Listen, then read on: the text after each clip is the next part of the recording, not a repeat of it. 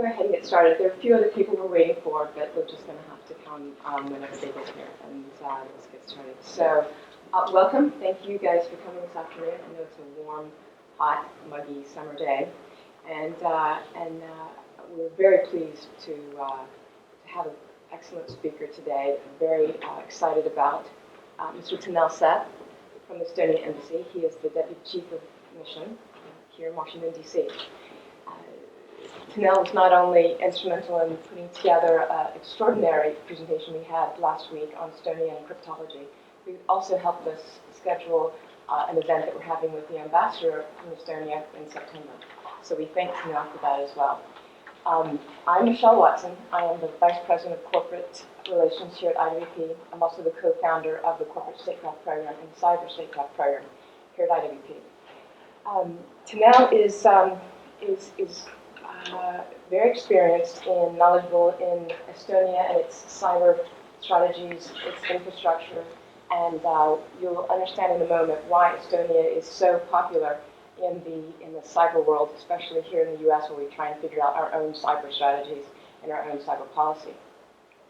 The U.S. and Estonia have a long and very close relationship since Estonia founded in 1922. But it's really 2007 where, for the first time, a cyber attack was elevated from a mere inconvenience to what we call cyber warfare. As a matter of fact, you'll refer to this 2007 cyber attack as Web War 1 by a number of cyber aficionados and writers, if you will. The cyber attack in 2007 was perpetrated by the Russian government, and it was a significant and highly coordinated and massive. You say it's a pretty massive attack that hit not only the private sector and public sector, but hit the entire infrastructure within Estonia. And since 2007, what Estonia has done to innovate in the cyber realm, I think, is a great example for countries all over the world. So we are very pleased to have Tanel join us today, so thank you. And if you would, keep questions to the end, if that's okay. Yep. So with that, thank you very much.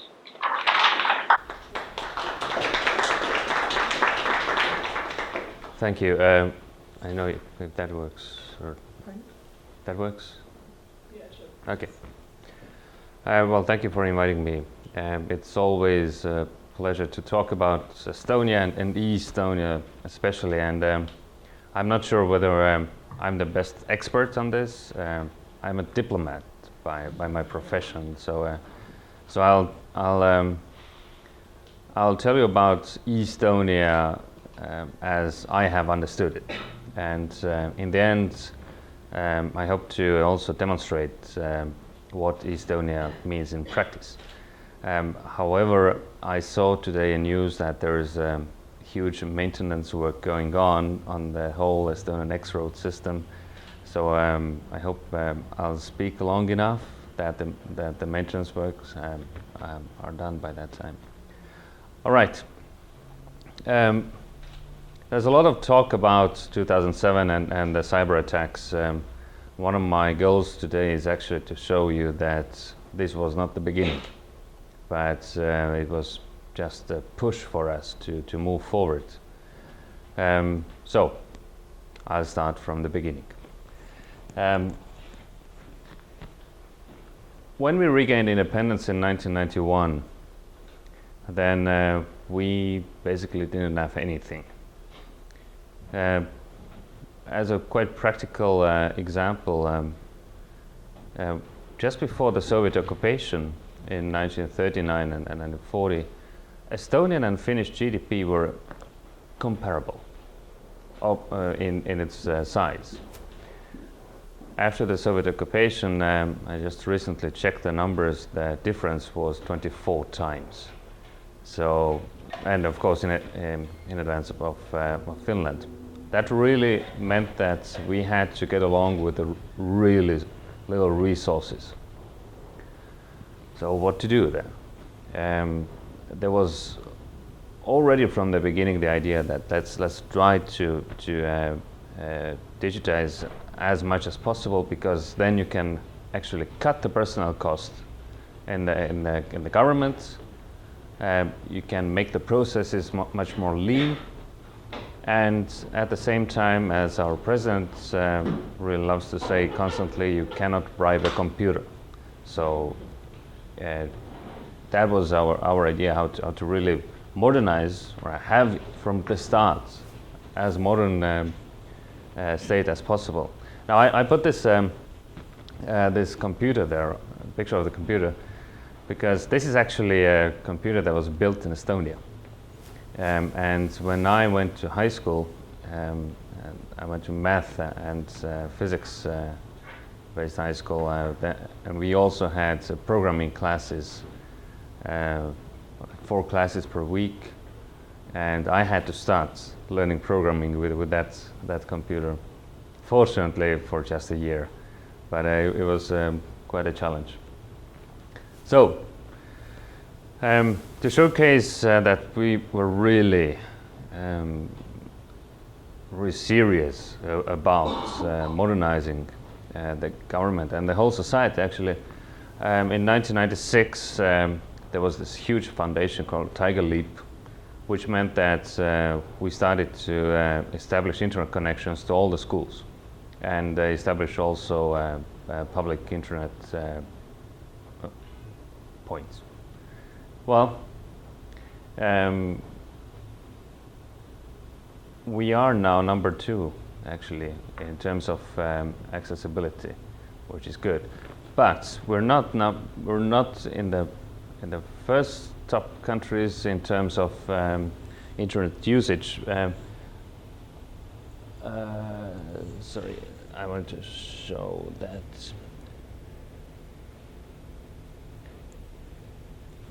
This is World Bank's data, actually, and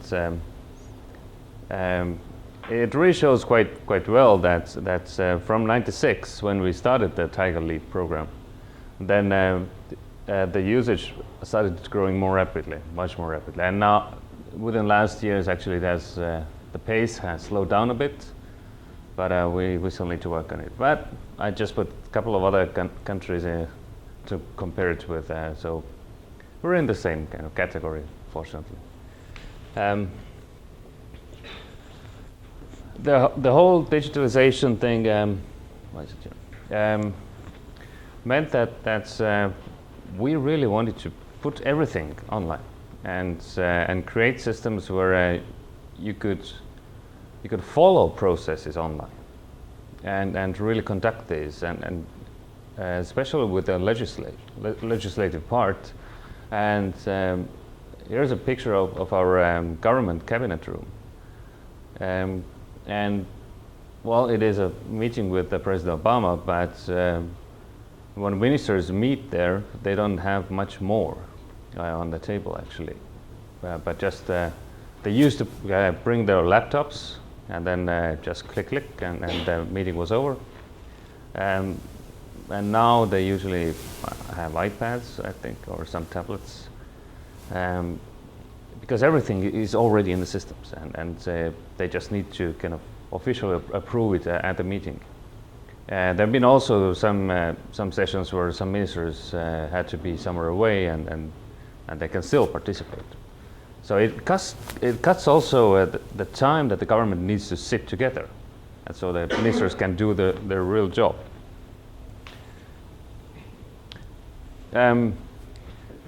From the beginning, we already had a problem also with educating people how to use all kinds of systems. And Look at World Foundation has had actually a couple of these huge campaigns. And if you take into account that Estonia's population is 1.3 million, which is really small, and I mean, part of this 1.3 million are small kids who will not use computer, then to have a campaign where you would train 100,000 people, it's quite massive. But that was also already from the beginning that without awareness raising, without education, you can't do much. Internet usage data I already showed you. So, when you educate people to use different services, different functions, then you also need to provide possibilities for people really to use it. And these Wi-Fi signs you can see almost everywhere. For us, just to illustrate how far we've gone would be to say that for us access to internet is almost, it's basically a human right. But I would add that for us it's important to have access to fast internet. And with that, at least, well, I'm still not happy with Comcast service, for example. And yes, you can access internet also when you go on a hike in a bog or in forests, and there being plenty. If you just search on YouTube for some clips of Estonia and tourists being in Estonia, then they have these clips where they're with iPads in Estonia forest and Skyping with their family at home.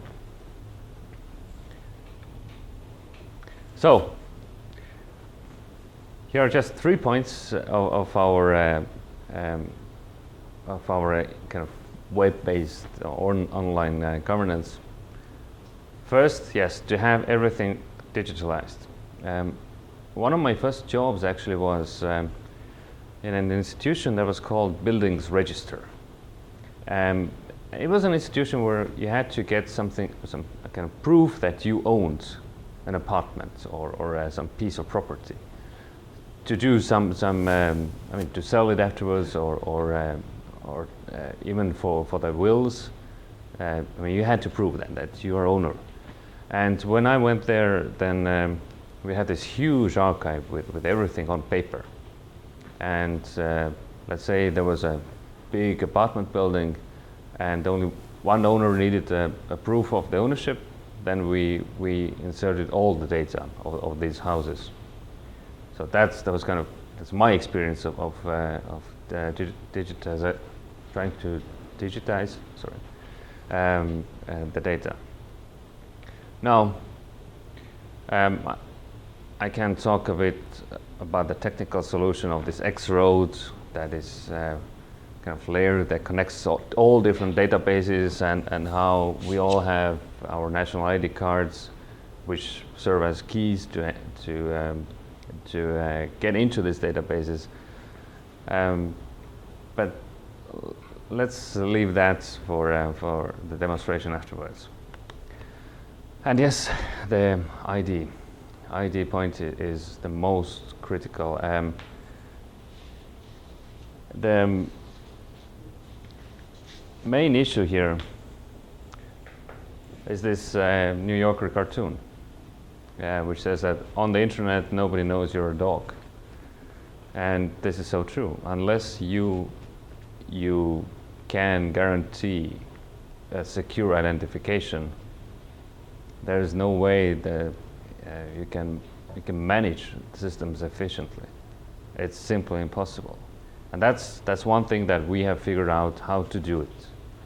With this ID card, it really serves as a key. If I lose it, I mean, nobody, the thief or whoever finds it, can't do anything with that. Well, he will see that, yes, I was born on 13th of April, and and 1979. Okay, fine, but that's it. Nothing more. And the cornerstone of all e-services, or from the government side, that people would use these services, is trust. And this is really, let's say, overarching goal of the government to build up the trust and to maintain the trust. Because otherwise, if people don't use the systems, the systems are useless, more nonsense. I mean, it would not give the benefits that they would bring you with the trust. And I mean, really, this is underlying principle of the whole X-Road system that we have. The ID cards were issued first in 2002. They were with a bit different design at first, but the main idea was the same, that you have this chip, and this it doesn't hold any information about you, but this is really to make sure that the certificates that are generated for you as a user match the PIN codes that you have, and we have 2 PIN codes to use that. So that's kind of this two-layer identification system that we have. And one of the greatest things that it allows it allows me to sign digitally documents. And for me, it was quite a joke when I was forced to sign some documents here digitally, and it's really typing your name and then seeing your name in a fancy font.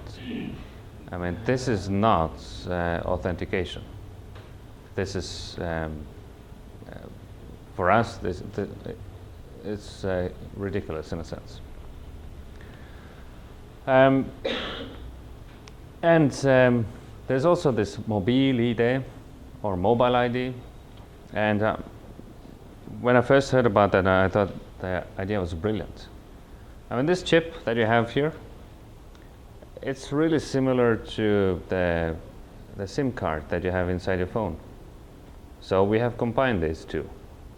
So you can use on your smartphone your basically ID card without having to put it into ID card reader, and you can do everything also on your mobile phone, including voting. And well, last time I voted for our parliament this spring. Yes, I did it with my ID card, but before that, at parliamentary elections in 2011, I was posted in Kabul, so I just used that, and you can do it anywhere.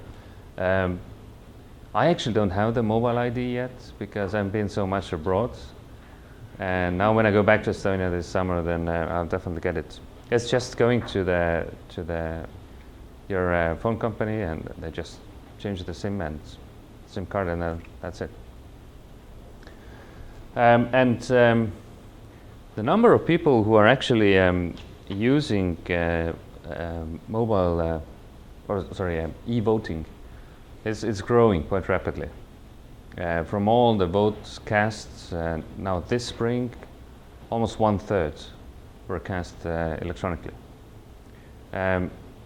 And of course, we will retain all the booths and possibilities for people to vote on paper, because for some people it's a really symbolic thing to do, to kind of go to the polling station and then write your number. We have to write a number there. So yeah.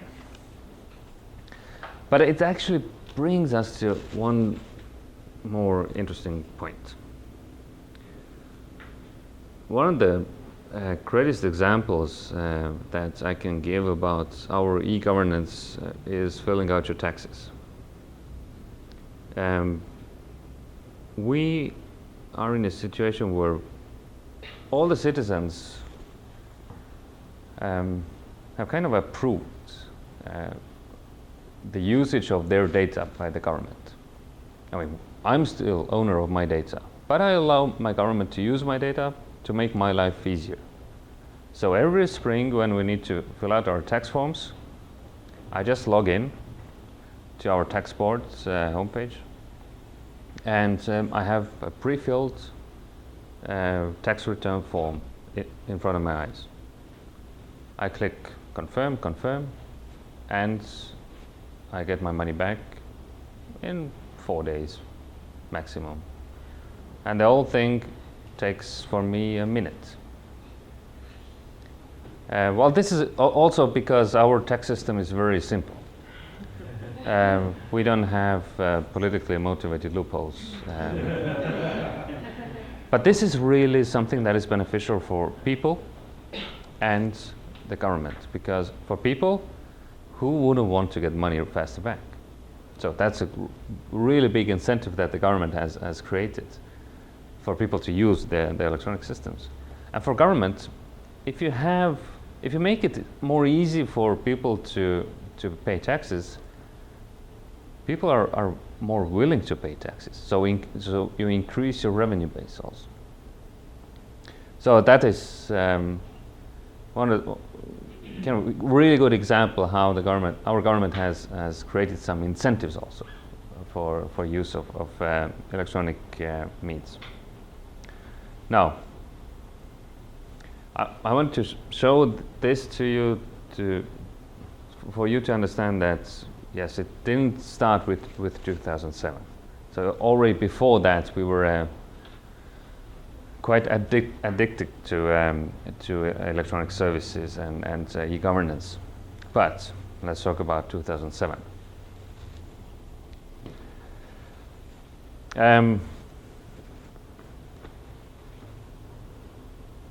The whole thing actually started from the government's decision to relocate the Second World War Soviet statue. It was first located really in the center of town in front of our National Library. The idea was to relocate it to a military cemetery, which was quite a decent thing. And I do believe there were also some intelligence reports that would justify this move.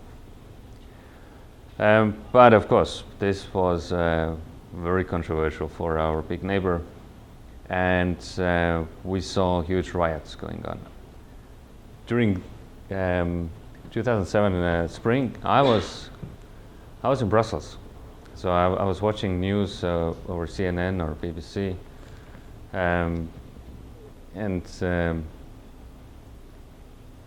as there were some attacks going on, I couldn't log on to my work email. I couldn't see any Estonian newspapers, but I got a hint from a friend that you should check out the weather forecast website.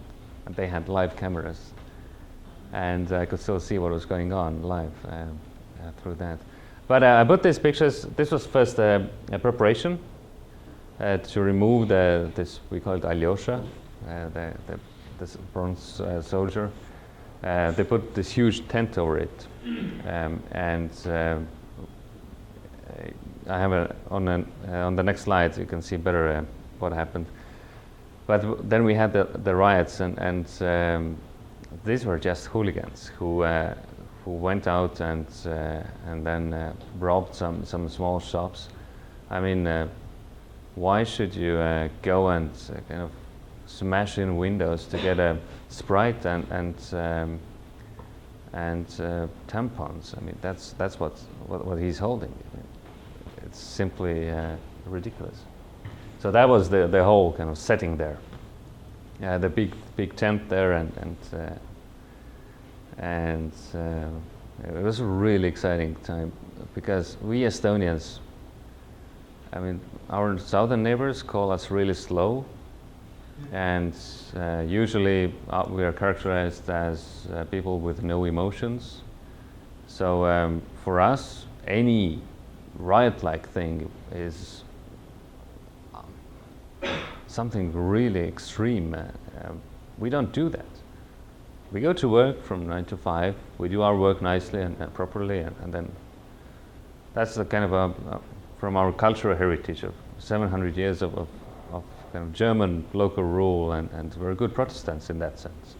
And we're not rioting. So, a couple of more events that happened then. This is actually our embassy car in Moscow, ambassador's car, and our previous ambassador here, Mrs. Marina Kaljurand, she was ambassador in Moscow at that time, and there was a constant protesting by our embassy there, and actually after one press conference, they somehow got into some rooms and had tear gas, and unfortunately they were stopped. But it's the group Nashi that basically organized it. Well, as Nashi has direct links to Kremlin, then you could do your own conclusions there. And yes, in April we faced some quite serious cyber attacks. But the cyber attacks happened in two phases. First phase wasn't anything really special. Just limited DDoS attacks, or DOS attacks in this case. I said news portals went offline. I couldn't really read any Estonian newspapers online at that time. And I believe the picture was actually taken from Ministry of Defense's webpage. So they managed to do this defacement, but in a really limited scale. But then we had the main attack, well, almost 3 weeks. And believe me, it's quite difficult to do your job if you cannot access your emails. And I said I was in Brussels at that time, and I mean the foreign service servers were not offline for so long time, but still it was quite considerable time. It was sophisticated and well coordinated. We saw that some of these attacks started exactly at midnight and ended during the next midnight. And that was clear proof for us that those who conducted these attacks had rented some botnet servers for certain days. What was what created a bit of danger was actually taking some banks offline, and that is always could create a lot of panic within people if you deny access to their finances. And the private sector lost quite a lot, but the main point here that you should remember is that both government and private sector suffered a lot. And I think I have some more points what happened. This is really critical because both people in the private sector and government saw that to avoid any further attacks or to deal with the damage done, they had to cooperate. And in Estonian case, it's you can do it quite easily because all the computer geeks, they know each other. Even if you have competing banks, the IT guys know each other. It's really kind of one community. And there's one principle also that people in the banks understood, that if there's an attack against one bank, it's usually not targeted against that concrete bank, but it will be targeted against the banking sector. So it's really beneficial for these guys to work together, and kind of banks' competition issue did not matter there. Now, to deal with the consequences, the government and private sector people actually worked really closely together, because as I said, both suffered a lot.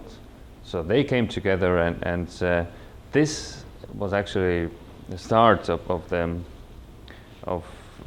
Cyber Defense League that I will talk about in a second.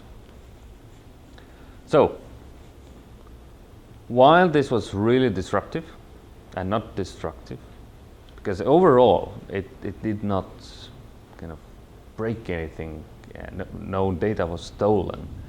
No, I mean there were no data breaches. it was just disruption of work for some time. I would say that the whole 2007 attack was a really positive thing for us, because it really made us think about security and defense issues, how these are related, how cybersecurity is really something that different groups, government, non-government, need to work together on. It shook up the politicians. They understood that we really need to deal with it. It emphasized the cyber hygiene issues and cyber education. Now, Vishal, you mentioned cyber as warfare. I think right now it is clear for everybody that cyber will always be used as kind of integral part of any warfare. Without that, you're losing your advantage. And pooling and sharing.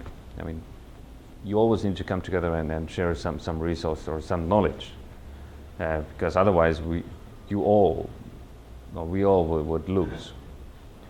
And based on that, we created our first cybersecurity strategy in 2008. And this strategy actually sets responsibilities.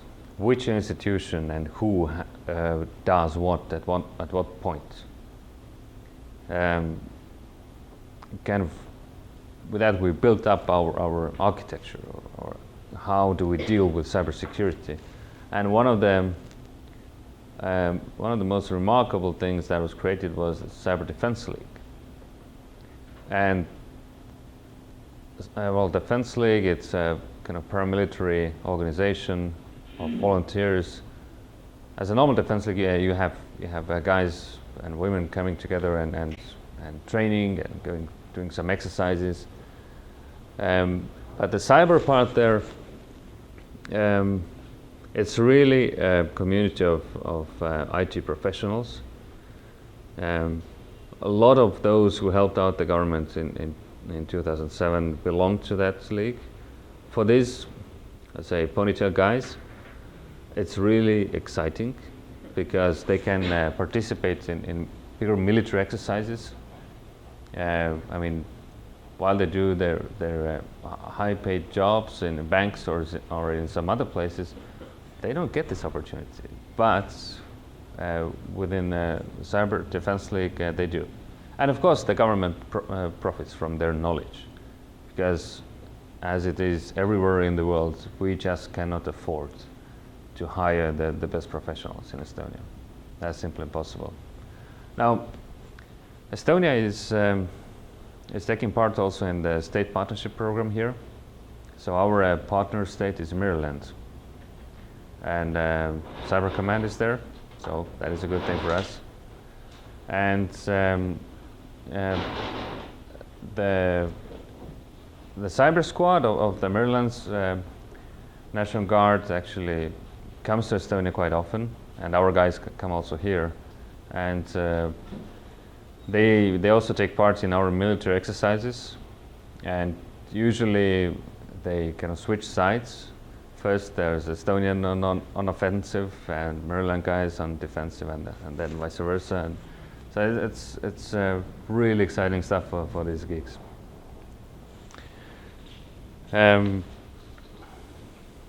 So with this architecture and the set responsibilities and also thinking of how to build up our own capabilities, that brings me to becoming a digital society. I put the word trust as a really bold and a big thing, because this is really critical for us. And this is why, for example, last week we also talked a bit about the kind of backdoors, the systems, and for us this is a no-go. If you start creating any backdoors, with that you will diminish trust. Without that, it does not simply work. And there's no returning back. It's not even the matter of whether we are able to go back on some paper-based systems.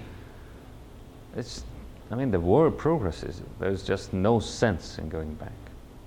And what we have created now is a lot of different services for citizens to use. This is not meant to be read, this list there, but I just copied the first page of services that start with A, and this is not the whole list that we provide for citizens. I hope to show this Eesti, or Eesti is actually Estonia in Estonian language. Eesti webpage and some of the services that we have. But coming back to these small cards, my connector to Estonian government.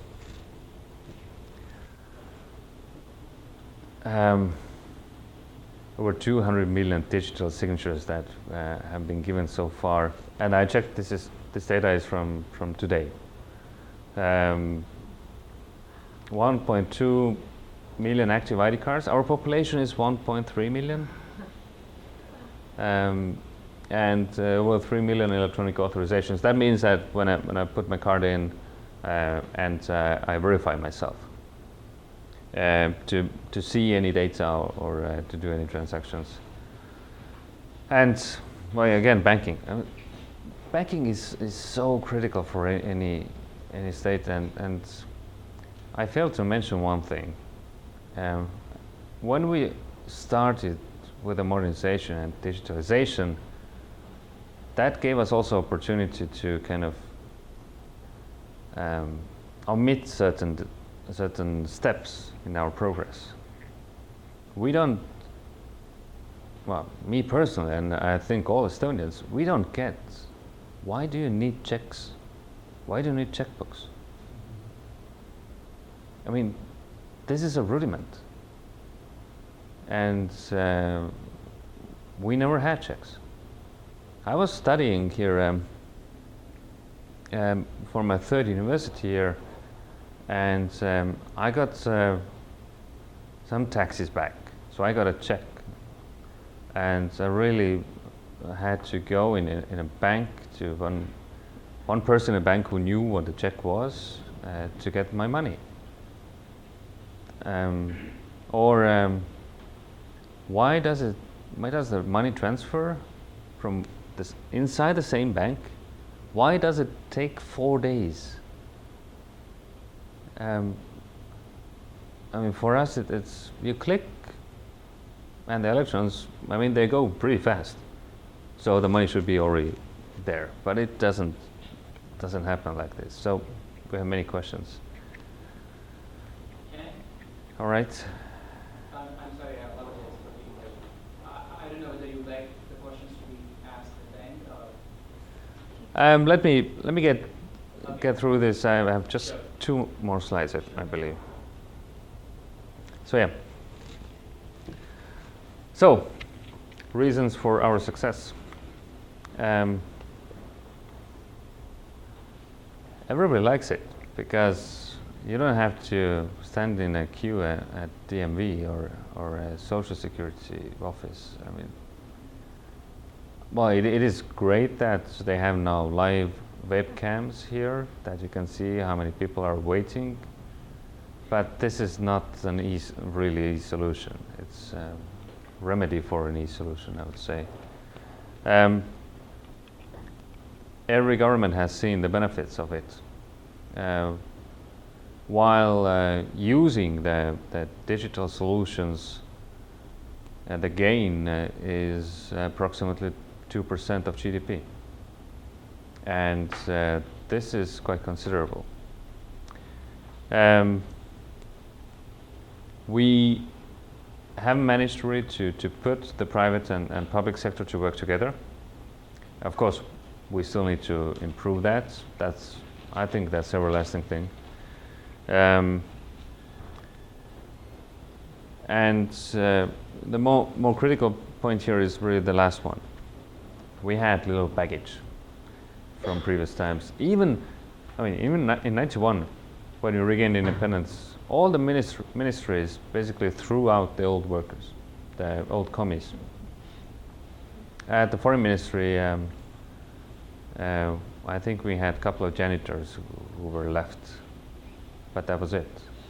That really allowed us to come in with a fresh mind and mindset.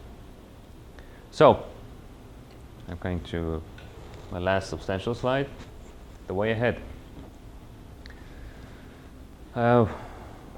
We have now a new cybersecurity strategy, and the most fascinating point there is about data embassies.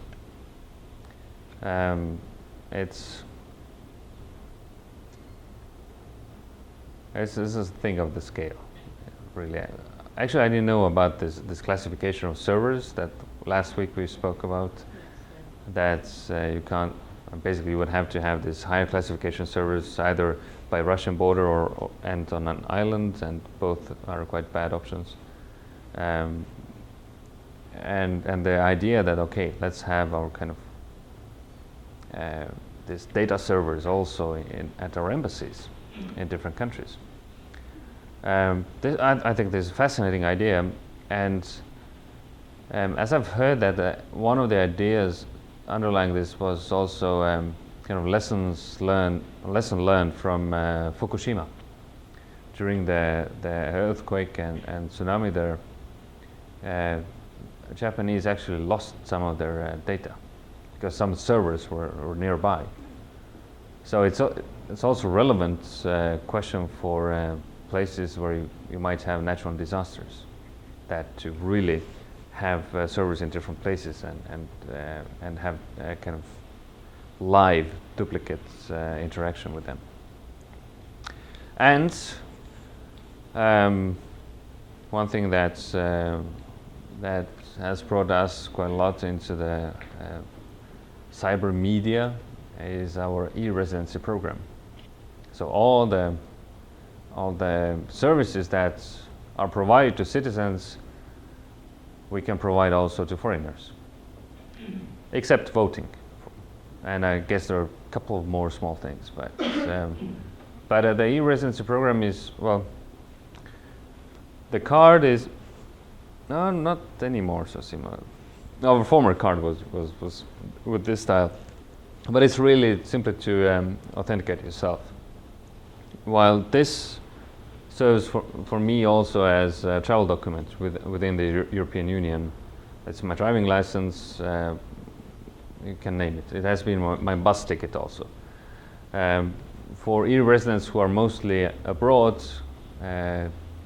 this is really just a key to access our systems. And the main idea is really to make it easier for, let's say, businessmen who want to do business in Estonia, and they would need to sign some documents, and they would not have to send it by post, for example. That is original copies, but they can have a valid digital signature, and this digital signature is valid all over Europe also. So I'm waiting for a time when this signature would be valid also here, but that would take a bit of time. So before I conclude, let me try to show you some of these services. Can police see this information, your medical records? No. No. Why should they? I'm just wondering. If you get a driving license, also here, I have diplomatic driving license. It's written that I need to drive with my glasses. I mean, it's a piece of information that is attached to the driving license. Or if you have any other medical conditions that limit your driving ability, that should be attached to the driving license itself, not your set of medical data. So police does not have really the need for this kind of information. So no. A couple of questions. On one of the slides I saw Estonia is 22nd on the network readiness index. Yes. I believe, right? Yes. And I also saw something like 90% of bank transactions take place online, Mm-hmm. and 95% something else. Um, so in this context, why rank 22nd? Does it mean there are 21 other countries, maybe in some countries where it is 100%, let's say bank transactions online, and some other transactions as well close to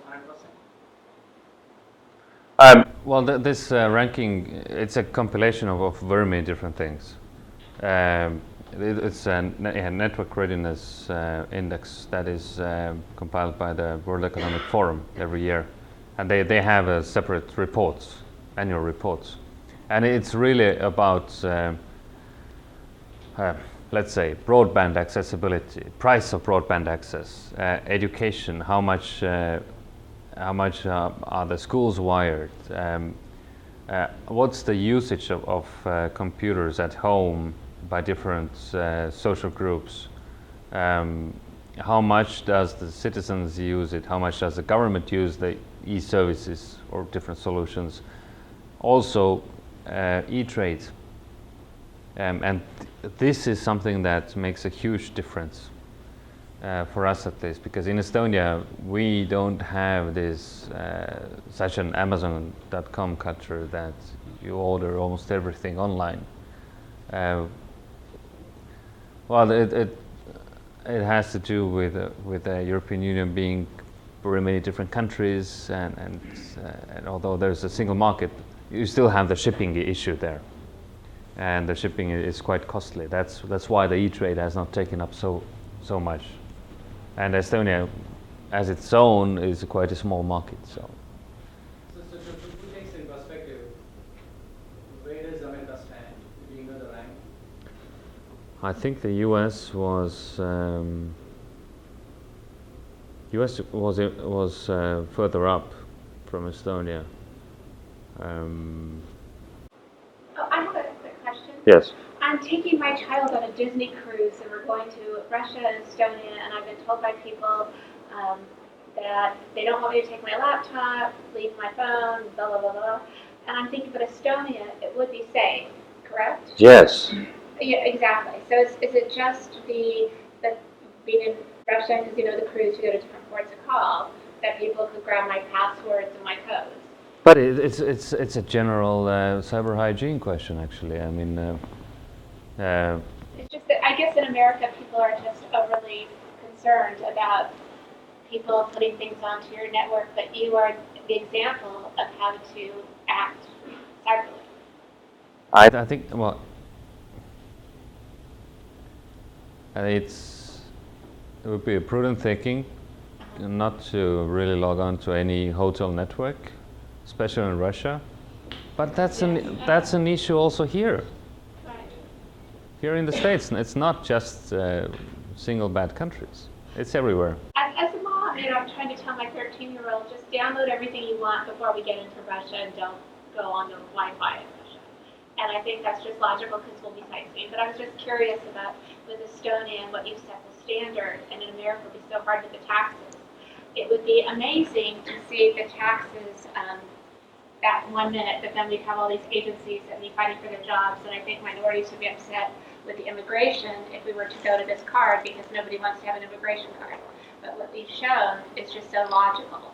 But we would need a major revolution in America because I guess this all happened after 1991, correct? In Estonia, when you let go of everything. There's actually one other part that's is actually a good thing that happened with Soviet Union, and as at that time, the education system was really focusing on the sciences, math and physics. So that gave a quite good base of engineers in society who could really think of different solutions and think outside the box. Yes. I just recently returned from Estonia, and I was really impressed. Certainly, you know, of course, Estonia so far advanced technology-wise, even with your credit card and everything else, you have the little Chip. Yeah, I guess what the, because we still have the old credit card that doesn't have chip in it. Yeah. And, you guys have the credit, and so everything's much more secure. And as you know, with the US, we've had so many security breaches. People with their charge cards and else, at Target, whatever. And even with government securities, has anybody from the embassy been invited to testify on Capitol? I think there's so much the US government could learn from Estonia as far as your cybersecurity issues, things like that. And I really think, it's a great contribution that, I think there's a lot the U.S. can learn. And I would certainly like to see more government officials here on taking more interest in what you guys are doing. We seem to be so slow to react to these issues, especially in the U.S. And cybersecurity has been reduced every day, but the government does not seem to be doing anything about it. Do not seem to be taking the issue seriously. And I think there's a lot to be gained if someone from your embassy could be invited to testify. Well, I can only say that we stand ready to share our experiences. I mean, this system that we have, you cannot apply it in any other country. You would need to adjust it, and that's what we have been doing also. And we have an institution called E-Governance Academy, and they are one of our main partners in introducing different e-solutions and also e-democracy in a sense. And they've had projects in all over the world. They even implemented the ID cards system in Palestine territories. They've been all over Balkans. Well, for us, Eastern neighbors are quite close to our hearts, so they've been there everywhere. They've been to Asia, Africa, really. And in terms of cybersecurity, we are now doing a lot of cooperation also with Latin American countries. We help them to work out their own cybersecurity strategies, for example. So we've had almost all of the Organization of American States countries in Estonia, and actually it's a pretty good job, and they can travel also to these countries. So yes. With that what you just said, I know that Estonia developed a talent manual. Yes. Here, it's just been kind of like a debate right now whether or not a corporation that has been breached and they know it's by a nation state, that if they can retaliate against those nation state cyber actors, do they have that kind of a policy there in Estonia as far as retaliation, or what does your talent manual that you guys developed state about that kind of First of all, Talent Manual is a document that was developed by the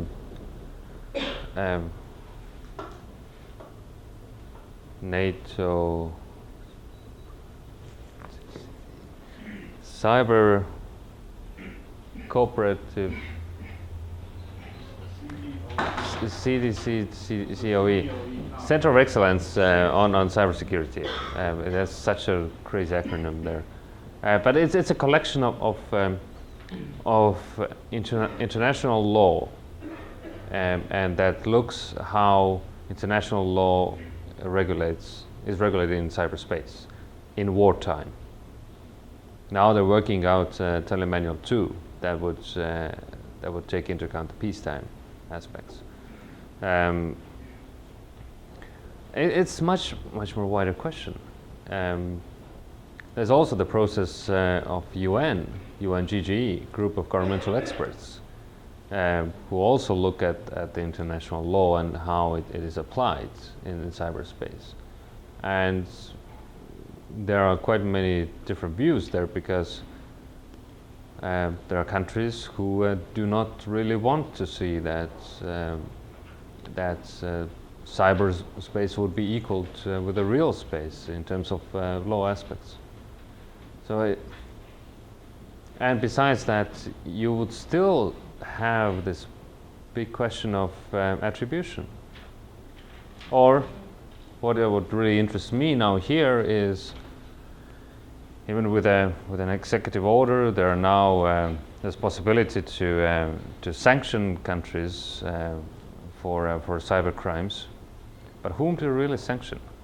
If you have a governmental, I mean, if you have some officers who write the codes to attack some U.S. server, who's actually responsible? So how high would you take it up, and then you would have to also start balancing the political aspects with just practical aspects.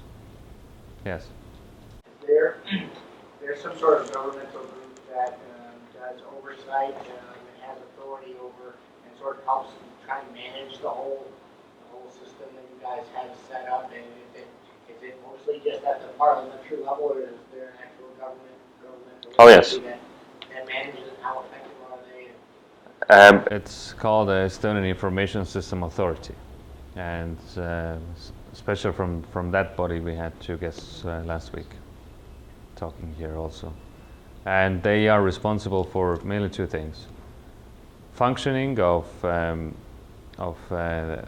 X-Road system, or our e-governance system, and they're also responsible for our CERT team, Computer Emergency Response Teams. Yes. Does your government offer training for making elderly to get online, or is that just 2% demographic that's collecting online training? Yes. Look at World Foundation is the one that has been also focusing on educating elderly, but on quite many occasions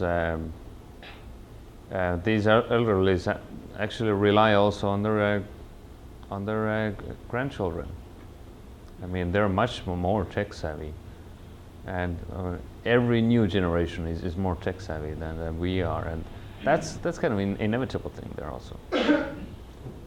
Yes. I understand that you said that everyone basically owns their own data. Yes. So how easy is it for your intelligence services to gain access to that data, or so what do they need to do to basically access your data if they need it? As I showed, I can always see who has accessed my data. I didn't see any intelligence services there, luckily.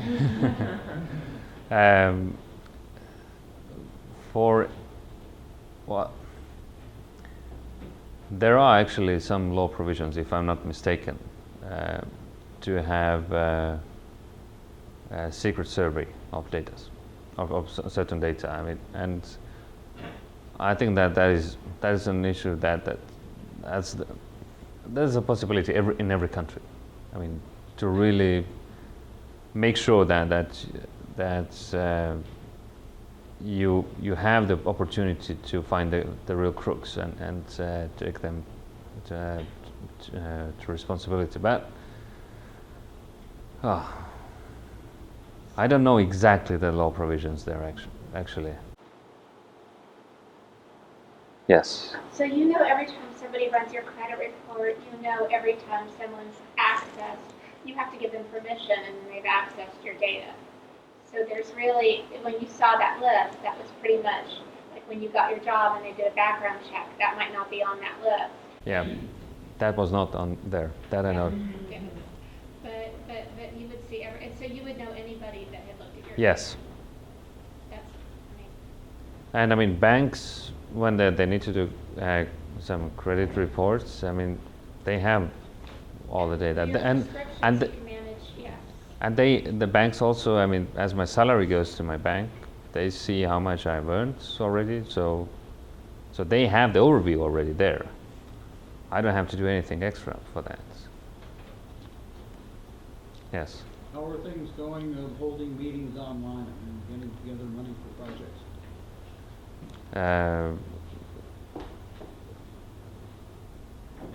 Well, this is state online already, Right. so But we actually had also this initiative started by the president, which was called Today I Decide. And it gave really people opportunities to propose amendments to different laws. And they had this huge kind of chat rooms and working groups, and in the end they actually got together physically also. And then the president proposed some amendments really. So this is kind of trying to bring also people closer to legislative matters. So that's the closest example I can give you. Yes. So I don't really understand what you did after the cyber attacks to make the system more more impenetrable. So I guess my question is, could your sites still be hacked? And if so, why wouldn't it such would it have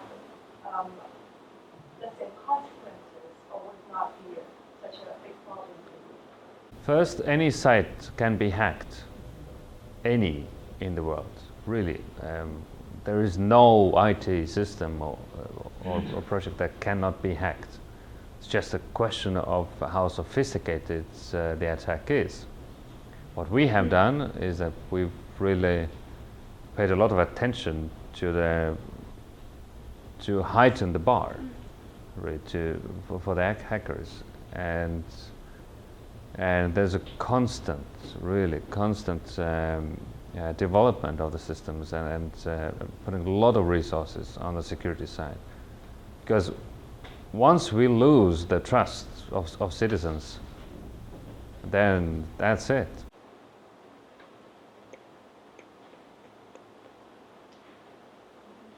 I have a question. You were talking about the voting online. Yes. Do you have like a percentage of the citizens in Estonia that vote now? I would assume, given this easy access, no matter where in the world you are, you can vote. Do you have any idea what the percentage of citizens are that vote typically? Well, it really varies between different elections. Sure. The least popular is election for European Parliament, because that's a kind of distance issue. The highest percentage is for the parliamentary elections, and the local government elections are somewhere in between there. For the parliamentary elections, I believe we had over 70%. Over 70%? Yes. So and 1/3 then from this 70%, it was electronic votes. And we do not vote our president. Our parliament elects the president. So. And the cyber defense league that you were talking about, and that your colleagues were talking about last week as well, do they do some of this an analysis of how things can be more secure on an ongoing basis? Is that part of what they do, as well as do they do any active defense online, or is that done by the information system authority? This is the main responsibility for the Information System Authority. In terms of academic work, that is an issue because there really are no people who could analyze both technical, functional and political issues together, because that is what we need. And we are looking really eyes wide open for these people. So if you know anybody, please let me know. Because we need also proper feedback for ourselves to improve the system and to make it even more user-friendly. One thing that definitely needs improvement is the whole the rik.ee portal that I showed you. I mean, it could look better.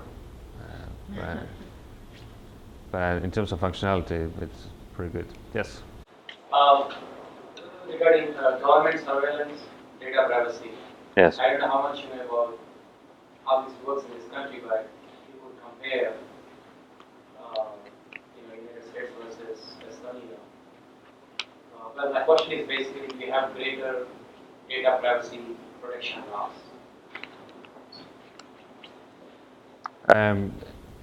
I'm not sure I'm qualified to really say which country has better data protection laws. What I can say is that without these data protection laws, I mean, it's an integral part of functioning system.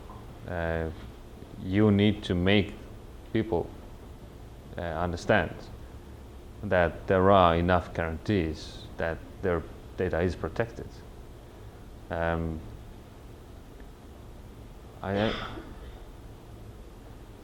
can give you one good example. There was some years ago, I think even 7-8 years ago, one policeman got fired because he was doing kind of background check for his potential girlfriend. So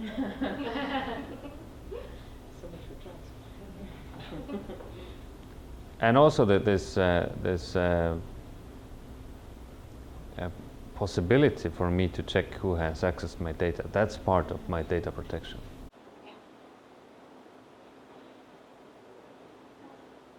Yeah, the whole thing, I mean, between the citizen and state is so much transparency. Exactly. That's the whole key. It's so much transparency in the system that prevents any type of unscrupulous, individuals. Well, as I said, we are kind of true Protestants that if there's a law, you need to follow the law. You go to Estonia right now, and you want to cross the street, and you have a red light on, and even if you don't have any cars, people would wait until the green light. Sometimes it seems unreasonable, actually, but that's how it is. So laws are there to really follow them. All right. Okay, last. Regarding online voting, Yes. I'm kind of curious to know how long do they maintain the data retention? Can you go back to, like, let's say, I don't know when they started online voting, but just for the sake of discussion, 2002, can you see who you voted for? And also, yeah. I don't know.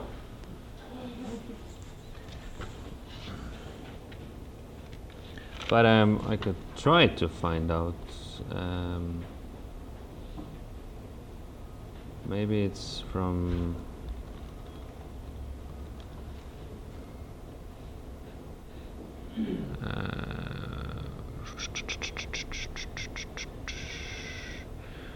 No, I can't see it from here.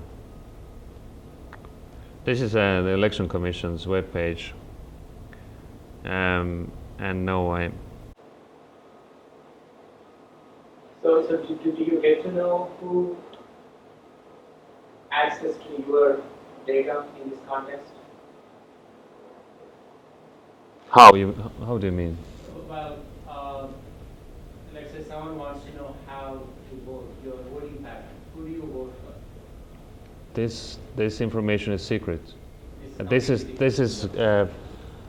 This information is split.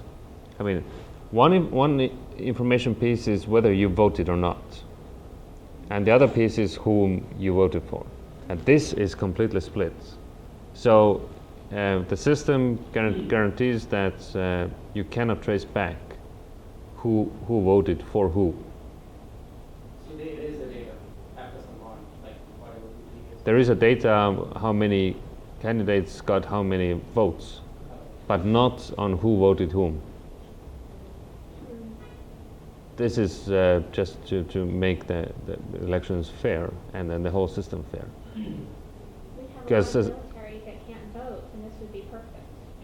That's when I was in Afghanistan. Then I went there also with the ballot papers, but quite many of our soldiers decided to vote online.